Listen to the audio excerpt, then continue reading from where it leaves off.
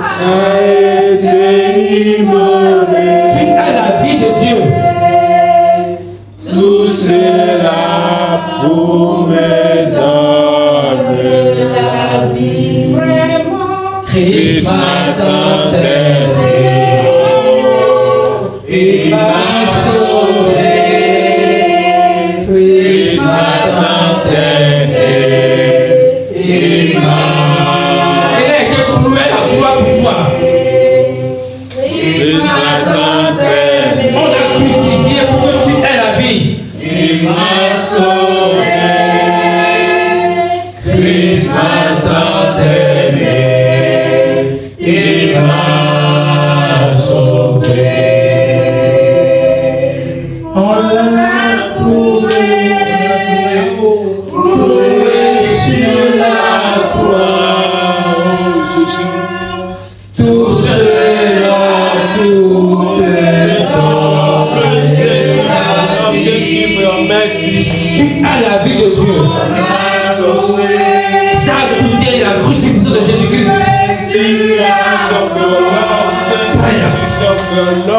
Tout cela pour me donner la vie. Vraiment, Christ m'a tant aimé.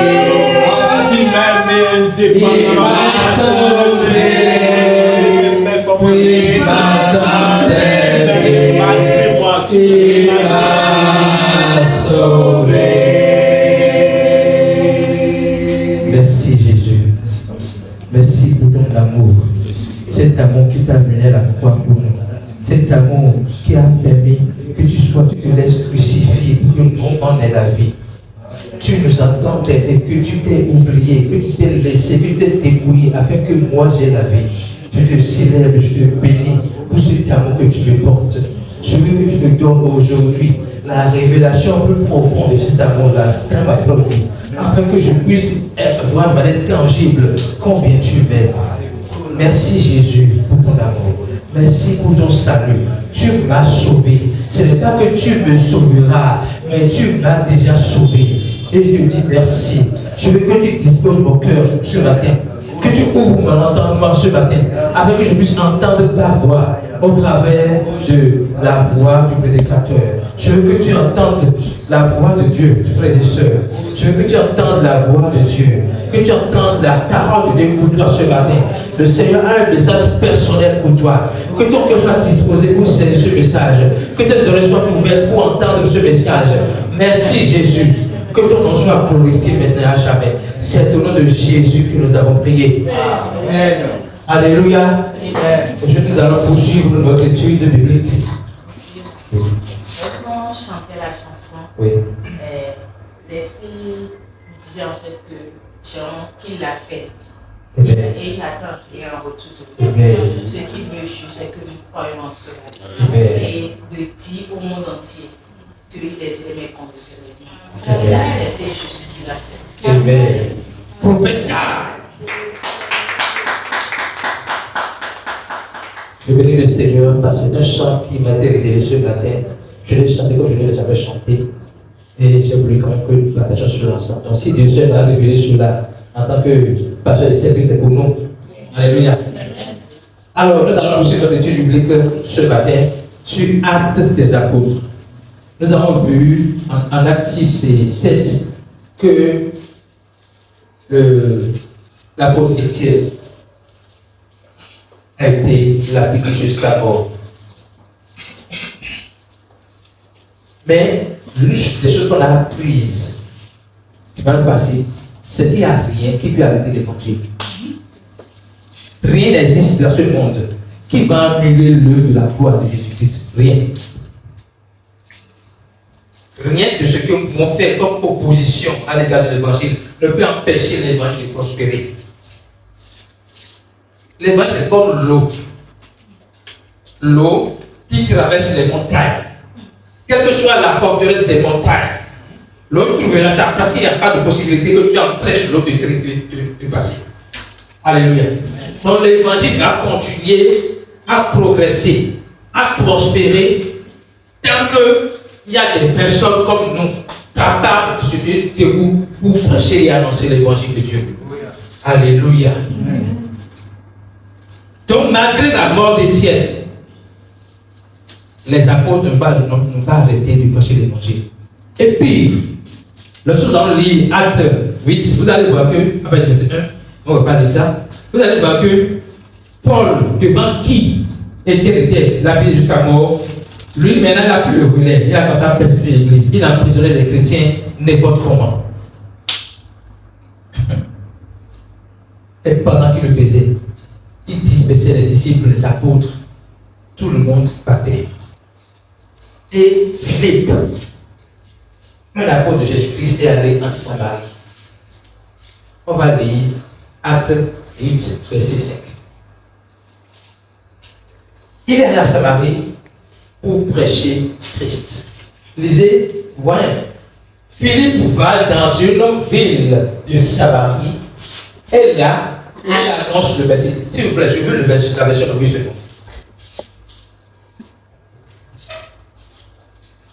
Philippe, étant descendu dans la ville de Samarie, il prêcha le Christ.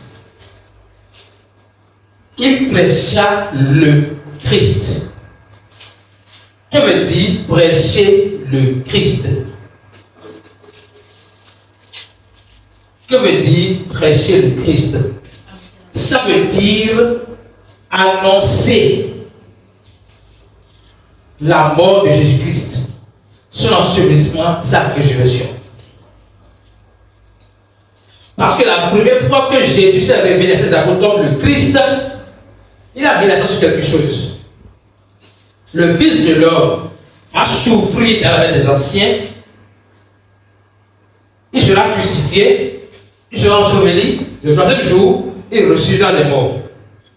Ce monsieur n'aura plus appuyé, il a dit non, que cela arrive. Et Jésus a dit avec moi, Satan, tu as les pensées de l'homme. Dans les pensées de Dieu, pour que nous puissions être sauvés, il doit forcément, obligatoirement, passer par la croix pour nous. Donc Jésus n'avait pas peur de mourir à la croix pour nous. Parce que lui-même a donné sa vie pour la reprendre. Donc prêcher Christ crucifié, prêcher Christ, c'est prêcher Christ crucifié et ressuscité. Prêcher le Christ, c'est prêcher Christ crucifié et ressuscité. C'est annoncer que par amour pour nous, tellement Dieu nous a aimés, qu'il a accepté de mourir à la croix pour nous.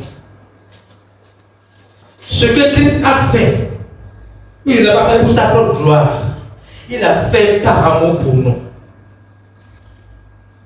Alléluia. Et cette prédication comporte en elle la puissance de Dieu.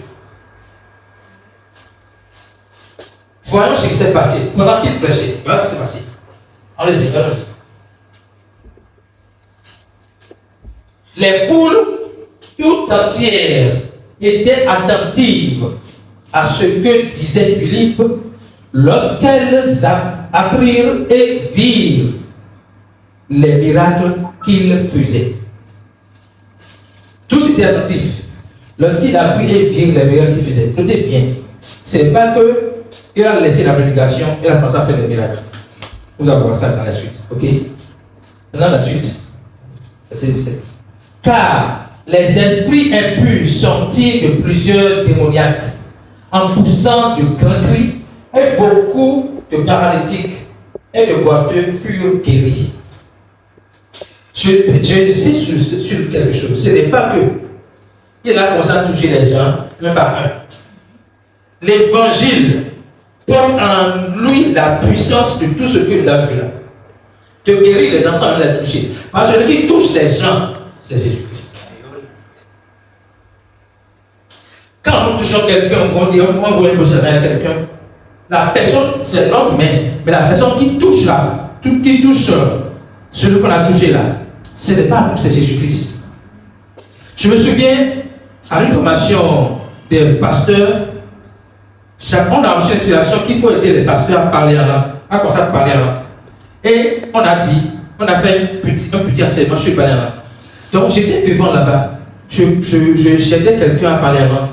quand le pasteur Sylvain m'a dit d'aller derrière pour aller toucher quelqu'un. Donc, sur son ordre, je suis allé toucher la personne. J'ai commencé à parler, la personne a commencé à parler. Ce que je ne savais pas, c'est l'effet de ma main sur la personne, c'est ce que je ne savais pas. Il est rentré, il a dit, qu'est-ce qui s'est passé? Il a demandé au pasteur Sylvain, qu'est-ce qui s'est passé? Quand je l'ai touché là, jusqu'à présent, jusqu'au moment où il parlait, qu'il ne pouvait pas tenir seul debout. Il voyait la puissance de Dieu en lui. Et il a parlé en langue puissamment. Pas comme un bébé, mais il a parlé en langue puissamment. Pour dire que quand nous touchons les gens, ce n'est pas notre main. Ce n'est pas moi s'approprier, moi j'ai la puissance de guérir. Non, non, non. Celui qui touche, c'est Jésus-Christ. Donc, et Jésus-Christ qui touche se trouve dans la prédication de l'évangile. Alléluia. Pourquoi nous pensons ça plus clairement? Lisons 1 Corinthiens, on va revenir ici, on va continuer. 1 Corinthiens 1, verset 18.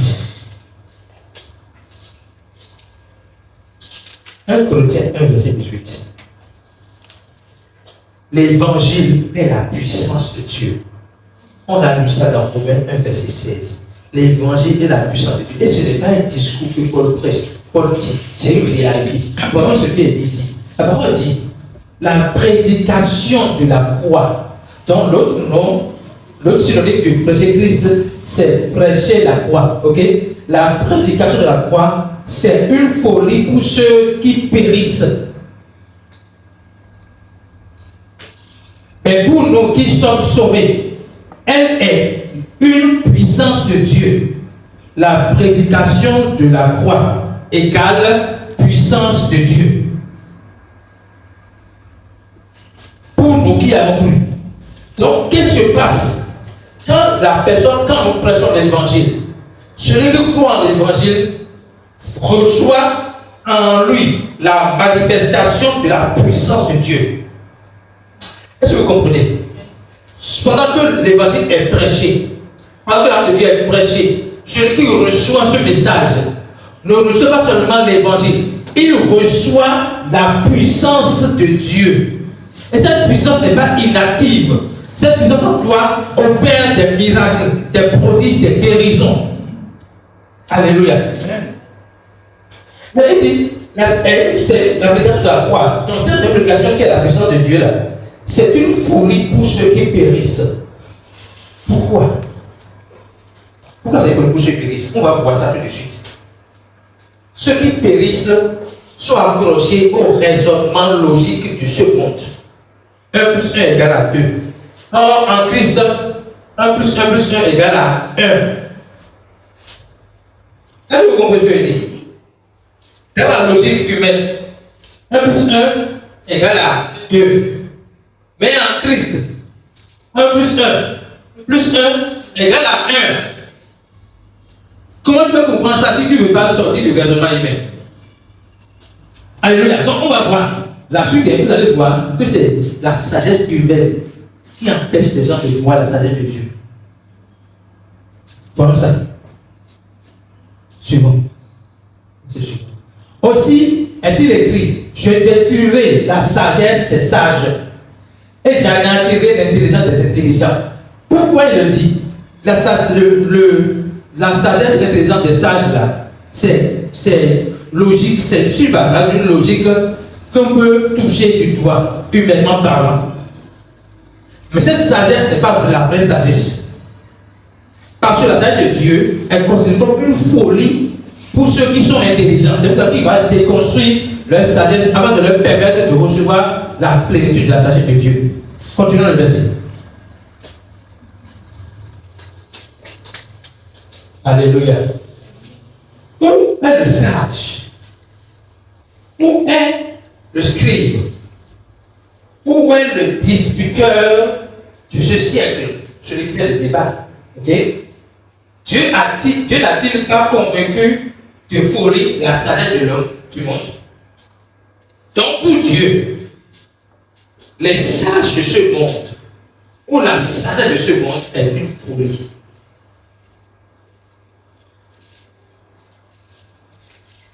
Pour Dieu, la sagesse de ce monde est une folie. Parce que ça empêche de voir la grandeur de l'amour de Dieu pour nous.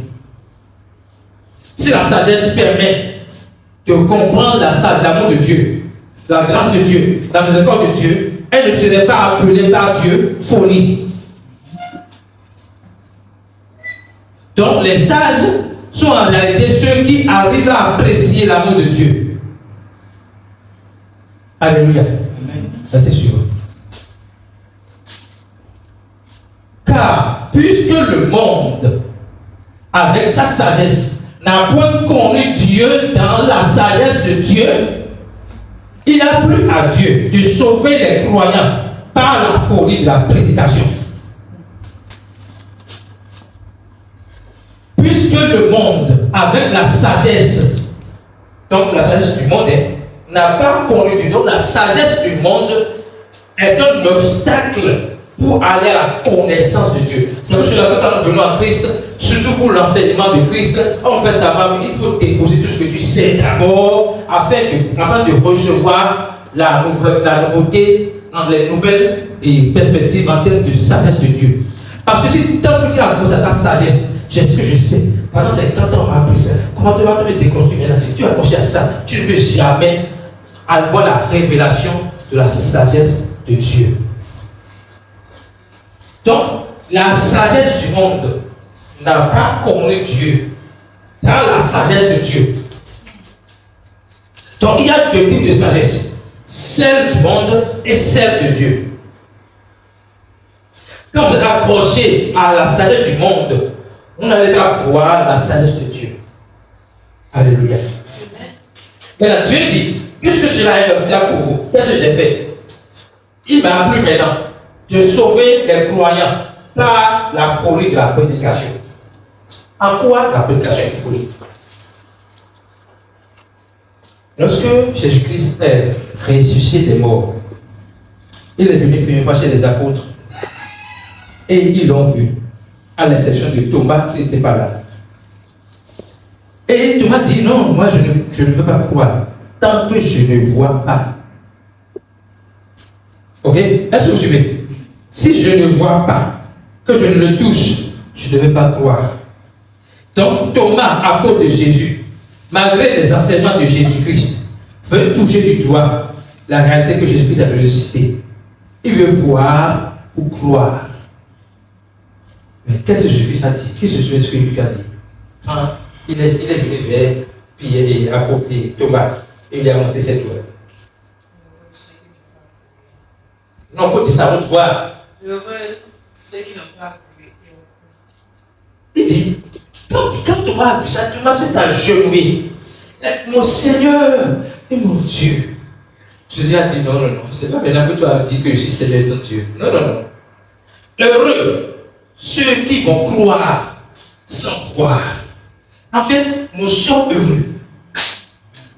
Nous sommes heureux parce qu'on n'a pas vu, on a cru. Et c'est en cela que la méthode de la foi, la prédication de la foi est la folie. Tu n'as pas vu et tu as cru. Pourquoi tu n'as pas vu et tu as cru? Parce que tu n'es pas connecté à la sagesse du monde, mais tu es connecté à la sagesse de Dieu. Tu as laissé ton ego être brisé. Tu as laissé ton raisonnement être remise en question pour pouvoir accepter que oui, Jésus-Christ m'a sauvé. Il est mort pour mes péchés. Il m'a aimé jusqu'à la croix. Ce n'est pas logique. C'est seulement par la foi que tu peux saisir cette révélation. Alléluia. Continuez le verset s'il vous plaît. On y va au verset 24. Les Juifs demandent des miracles. Écoutez bien. Donc, le but de Jésus-Christ, c'est pas de montrer qu'il fait des miracles. C'est de montrer que l'évangile est la puissance de Dieu. Et dans cette puissance, il y a les miracles. Ok? Les Juifs demandent des miracles. Et les Grecs demandent la sagesse. Qu'est-ce que Jésus a fait? Donc, les Juifs demandent des miracles pour croire. Les Grecs demandent la sagesse. Jésus a fait quoi? C'est sûr. Nous prêchons Christ crucifié. Scandale pour les Juifs. Et folie pour les païens. En quoi la prédication de Christ est scandale pour les Juifs, selon vous? La prédication de la croix expose, met à nu les limites de la loi, les limites des œuvres de la loi, met à nu les œuvres des ténèbres, met à nu le mensonge qui se trouve dans la loi. La loi est parfaite, mais elle ne peut pas te sauver. On est d'accord? La loi n'a pas un problème. Sauf que tu ne peux pas être sauvé par la loi. Tu seras sauvé par la foi. Or, la prédication de l'évangile détourne les regards de la loi qui tient à cœur aux Juifs pour donner le focus sur la foi. Or, dans le raisonnement des Juifs, dans leur mentalité, dans leur sagesse humaine, ils ne voient pas la possibilité que juste en croyant en Jésus-Christ, tu es sauvé. C'est un scandale. Ça détruit leur business, ça détruit leur influence sur les gens, ça détruit leur contrôle sur les gens, ça dépouille la loi de toute sa puissance pour donner à Christ, à l'évangile, toute la puissance. C'est à cela que c'est un scandale pour les Juifs. Folie pour les païens, c'est-à-dire, ils ne voient pas la possibilité dans leur raisonnement humain de croire. Les Juifs tiennent à la loi. Ils sont légalistes. Et c'est par là qu'ils arrivent à comment je vais dire ça? À soumettre les gens à leur principe à eux. Leur empêcher de voir Christ comme il est réellement. Alléluia. Continuez le verset. On va continuer là tout à l'heure. Mais puissance de Dieu et sagesse de Dieu pour ceux qui sont appelés tant juifs que grecs. L'évangile est la puissance de Dieu et même la sagesse de Dieu pour tous ceux qui sont appelés, qu'ils soient juifs ou grecs. Alléluia. Donc, est-ce que vous avez compris que l'évangile est la puissance de Dieu? Quand Philippe prêchait, les miracles s'opéraient au travers de la prédication de l'évangile. Alléluia. Et par exemple, nous prêchons l'évangile. Nous devons être convaincus qu'on voit des gens chez Akasiouka que Dieu opère la puissance en eux. Là où nous sommes, et je vous le garantis, là où nous sommes actuellement, pendant que nous écoutons l'évangile de Dieu, la puissance de Dieu est opérante dans notre vie. Amen. Même si on ne le voit pas, dans tous les aspects de notre vie, Dieu est en train d'opérer des miracles que nos yeux ne voient pas. Amen. Alléluia. Continuons à l'acte des apôtres. Acte 8.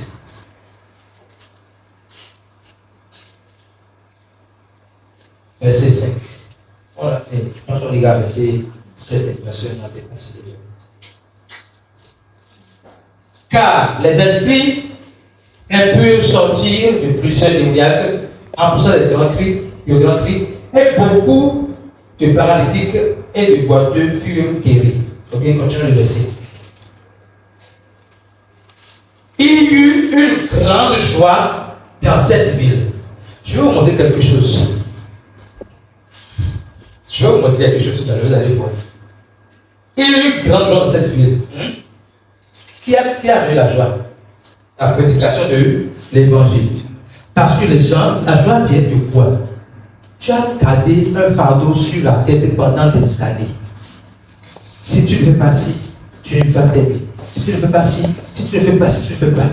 Et un beau matin, on te dit, tu n'as rien à faire. Tu n'as qu'à croire en Jésus-Christ. Et tu es sauvé, tu es libéré, tu es déchargé. Ça donne la joie. Ok, verset suivant.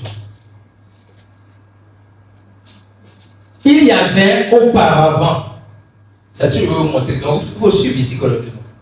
Il y avait auparavant dans la ville un homme nommé Simon qui se donna pour un personnage important, exerçant la magie sur les arts et provoquait l'étonnement du peuple de la Samarie. Donc, Philippe, notez bien, était allé en Samarie.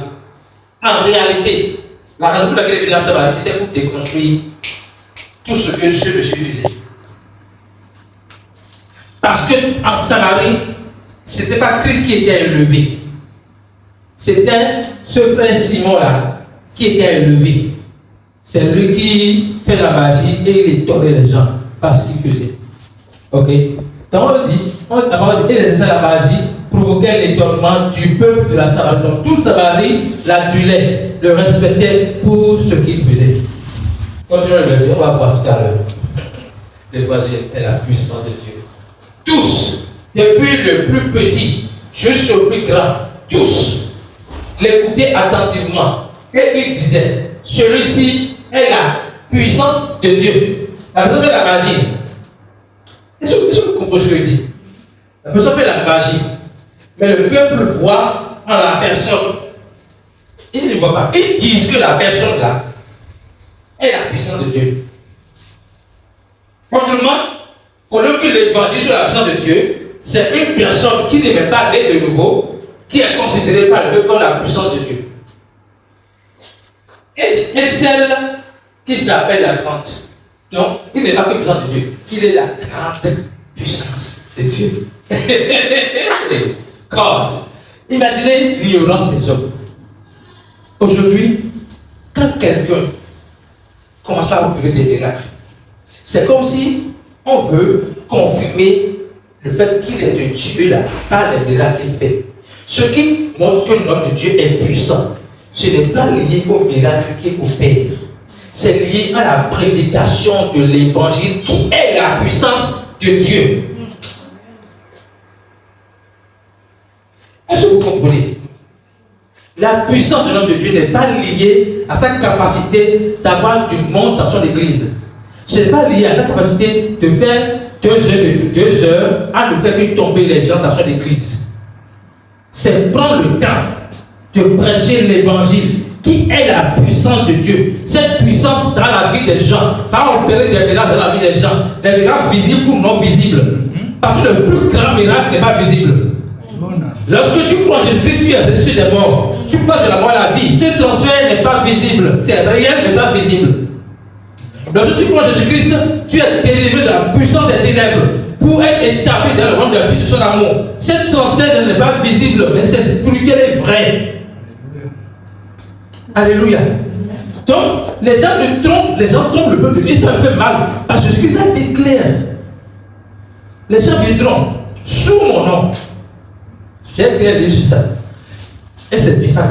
Les gens viendront sous mon nom. Pour dire quoi? Pour faire des miracles. Sous mon nom. Et différent de en mon nom. Après, on va vous aller dire ça. Donc, il dit, si les gens font comme ça, n'y allez pas, ne croyez pas. Vous avez déjà la puissance de Dieu en vous. Vous n'allez pas courir derrière quelqu'un qui fait du spectacle. Parce que vous avez la personne qui est la puissance de Dieu en vous. Alléluia. Donc, la suite maintenant, verset 11, s'il vous plaît. Il l'écoutait attentivement parce qu'il les avait longtemps étonnés par les actes de magie. En temps, ils n'ont pas dit qu'ils ont été guéris, qu'il y a guérison et quelque chose. Ils faisaient actes de magie, tout simplement. Hein? C'est tout ce qu'ils faisaient. Allons-y, verset 12. Maintenant, mon dit. Mais quand, donc, l'histoire arrive, on fait, ce spectacle-là prendra fin à cause d'une personne, Philippe, qui vient prêcher Jésus-Christ. Mais quand ils eurent cru à Philippe, je vais nuancer quelque chose. Quand ils eurent cru à Philippe, qui leur annonçait la bonne nouvelle du royaume de Dieu et du nom de Jésus-Christ, hommes et femmes se firent baptiser. Je veux dire, non, c'est pas qu'ils ont mis le foi en Philippe, en la personne de Philippe. Non. Parce que Philippe ne parlait pas de lui. Philippe ne se donnait pas la gloire. Philippe pointait le regard sur la bonne nouvelle du royaume de Dieu et du nom de Jésus-Christ. Ce que vous comprenez. Donc, le foi n'était pas dans la personne de Philippe, mais dans la personne que Philippe prêche. Est-ce que vous comprenez? Hommes et femmes se firent baptiser là, on va revenir là-dessus. Ok? Se baptiser, quand tu crois en Jésus-Christ, en réalité tu es déjà baptisé. Pas besoin qu'on te mette dans l'eau. Mais dans l'église primitive, au début de l'église, les apôtres n'avaient pas une vraie perception de ce côté-là. Ok? Ce n'est pas un problème si tu te mets dans l'eau, non. Mais lorsque tu comprends l'évangile, la parole veut savoir simplement: celui qui croit que Jésus est le Christ est né de Dieu. La naissance de Dieu n'est pas liée à un baptême, mais à la foi dans le nom de Jésus-Christ. Continuons le verset 13. Sinon lui-même, celui qui faisait la magie, crut.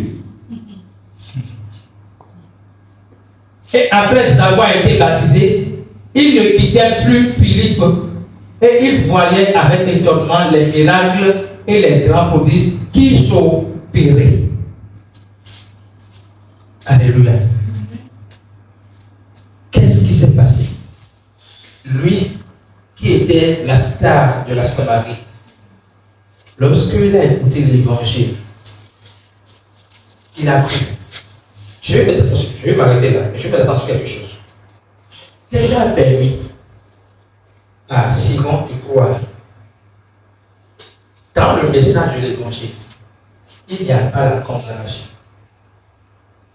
Si jamais Philippe accusait Simon de magie, il a fermé son cœur à l'évangile.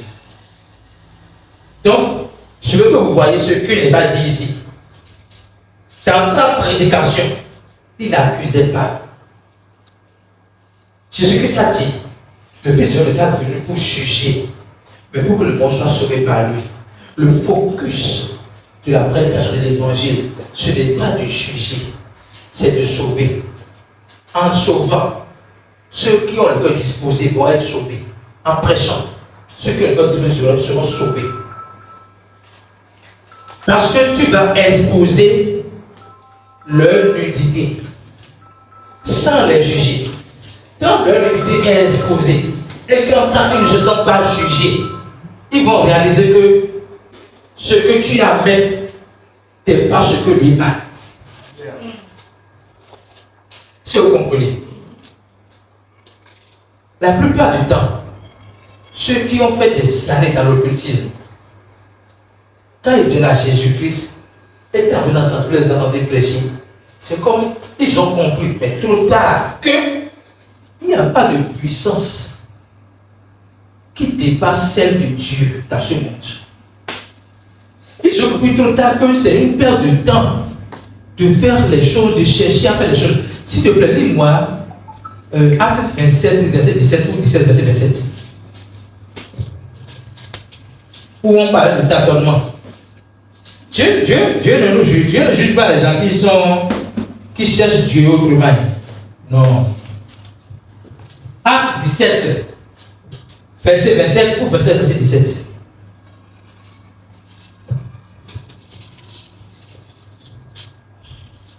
Voilà, c'est bon.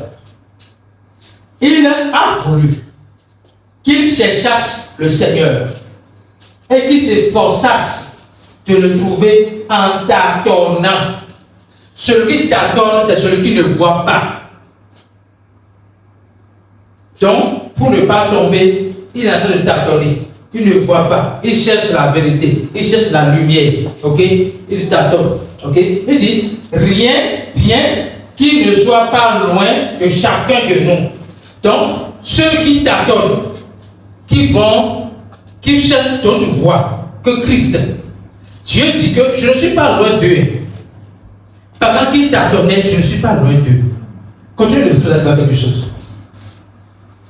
Car en lui, nous avons la vie, le mouvement et l'être. C'est ce qu'ont dit quelques-uns de vos poètes. De lui, nous sommes la race. Verset suivant. Ainsi donc, étant la race de Dieu, nous ne devons pas croire que la divinité soit semblable à de l'or, de l'argent ou de la pierre sculptée par l'art et l'industrie de l'homme. Donc, les gens cherchent Dieu dans tout ça. Mais il dit non, je suis à côté d'eux. Je suis à côté d'eux.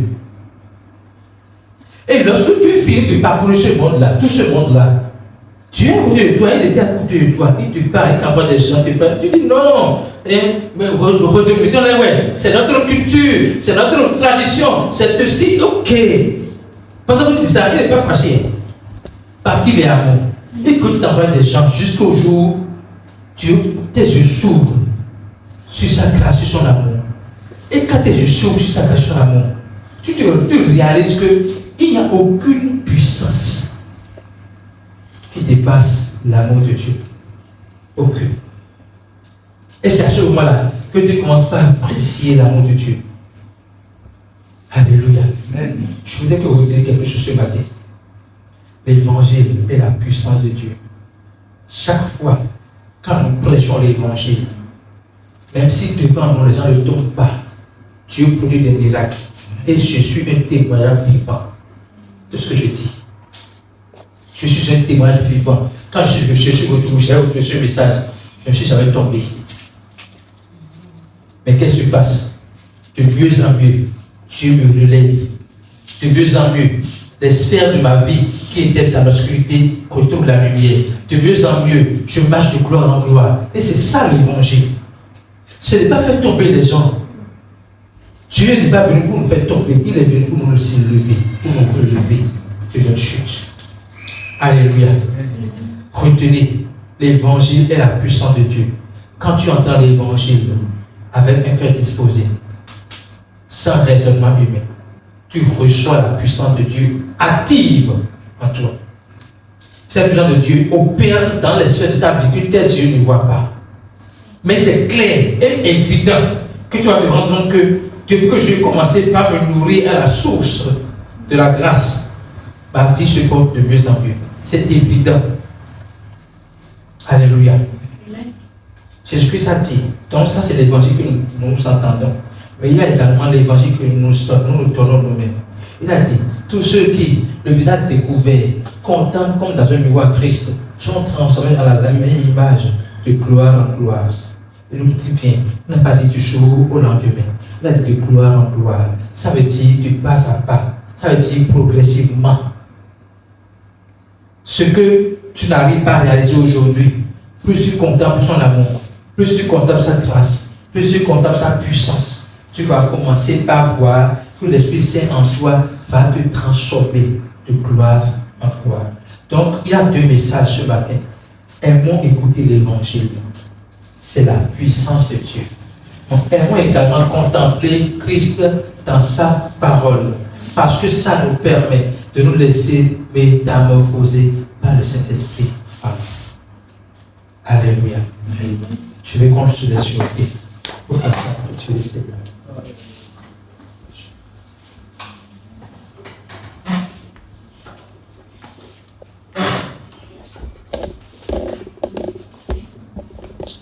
Nous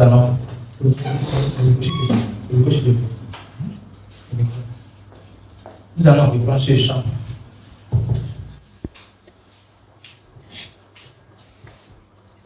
Christ m'attend d'elle. Je veux reprendre ce chant tout en contemplant le de la vie. Christ m'attend d'elle. Il m'a sauvé. Christ m'attend d'aimer, il m'a sauvé.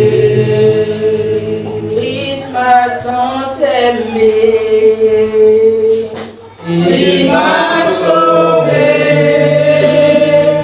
Christ m'attend d'aimer, il m'a sauvé. Christ m'attend d'aimer. Il m'a sauvé, tu es sauvé. Christ m'attend, tu es sauvé. Parce que Dieu t'a aimé. Il t'a aimé intensément. Christ m'attend d'aimer. Il m'a sauvé. Christ m'attend d'aimer. Il m'a sauvé.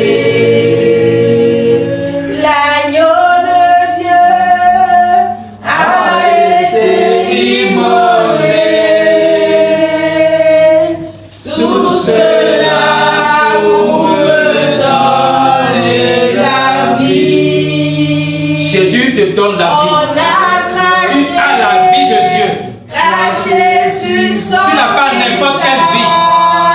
La vie même de Dieu. La vie éternelle. La vie qui ne périt pas. C'est cette vie que tu as. Christ m'a tant aimé. Il m'a sauvé. Christ m'a tant aimé. Il m'a sauvé. Christ m'a tant aimé. Il m'a sauvé. Christ m'a tant aimé. Il m'a sauvé. Comment pas dire merci à Dieu pour son amour? Pourtant cet amour, dis merci. Merci Seigneur Jésus pour ton amour pour moi. Merci pour la révélation que tu me donnes de ton amour. Merci pour la révélation que tu me donnes de ton amour pour moi. Merci parce que je sais que tu m'aimes. Tu es le premier à m'aimer. Et tu m'as aimé jusqu'à la croix. Merci Jésus-Christ. Tu m'as aimé jusqu'à mourir pour moi. Merci Jésus-Christ. Merci Jésus pour cet amour inconditionnel. Je ne mérite pas ton amour, mais tu me l'as donné gratuitement. Merci Jésus. Je te célèbre, je te bénis, je te célèbre, je te bénis parce que tu m'as démontré ton amour. Alors que j'étais encore pécheur, tu as choisi de prier pour moi. Merci Jésus. Merci Jésus. D'être capable de tenir debout. Merci Jésus. L'habilité pour la disponibilité. Merci Jésus. Transférer cela dans la vie de quelqu'un qui ne peut pas. Que cela soit Au nom de Jésus, nous avons prié. Amen. Je vais demander, tu vas demander à Dieu la force de pouvoir prêcher l'évangile, de Dieu qui est la puissance de Dieu. Pendant que les gens prêchent la parole, les gens prêchent la loi, nous avons le devoir de prêcher haut et fort l'évangile, la puissance de Dieu. Demande cette grâce à Dieu. Seigneur, donne-moi la force. Même les apôtres ont prié pour ça. Il dit, vois le monde, vois le menace. Et donne-nous d'annoncer ton message, ton évangile, avec assurance et puissance. Je veux que tu pries pour ça. Prie que le Seigneur te donne la capacité d'annoncer ton évangile du Christ dans ta maison, dans ton entourage, dans ta famille, dans ton boulot, avec puissance et autorité, afin que tu puisses croire en Jésus-Christ, puisses accepter Jésus-Christ. Non seulement ils acceptent Jésus-Christ, mais ils sont établis dans la vérité de l'évangile. Merci Jésus pour la capacité que tu me donnes de prêcher ton message avec puissance, puissance, puissance. Qui te donne le transfert. Merci Jésus. Oh, merci Jésus. Au nom de Jésus, nous avons prié. Tu as prié, tu as dit merci parce que Dieu t'a révélé aujourd'hui que l'évangile est la puissance de Dieu. Il t'a révélé aujourd'hui que Jésus-Christ est la puissance de Dieu. Et c'est Jésus-Christ est en toi. Donc, je veux que tu prennes conscience que tu portes en toi la puissance de Dieu. Tu n'es pas quelqu'un qui court derrière les miracles. Parce que tu es porteur, tu es porteuse de miracles. Je veux que tu pries sincèrement.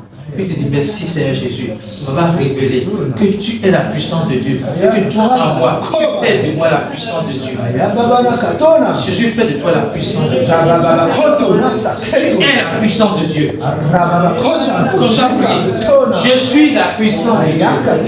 En Christ, je suis la puissance de Dieu. Je vais réveiller la puissance de Dieu dans ma vie. Dans mon foyer. Dans la vie de mes enfants. Dans mes projets, je vois la puissance de Dieu en action. Au nom de Jésus-Christ, je vois la puissance de Dieu en action. Dans tous les domaines de ma vie, je vois la puissance de Dieu en action. Dans toutes les sphères de ma vie, je vois la puissance de Dieu en action. Dans les domaines de ma vie, où je sens des difficultés, je vois des limitations. Au nom de Jésus-Christ, la puissance de Dieu est en action. La puissance de Dieu s'active et restaure ma vie. Dans une place spirituelle, matérielle, physique. Au nom de Jésus-Christ. C'est au nom de Jésus que nous avons prié. Amen. Merci Jésus pour ton amour. Merci parce que tu l'as fait. Merci parce que tu l'as fait. Merci parce que tu l'as fait. C'est au nom de Jésus que nous avons prié. Tout est accompli dans ta vie. Tu feras la puissance de la nation. Au nom de Jésus-Christ. Amen.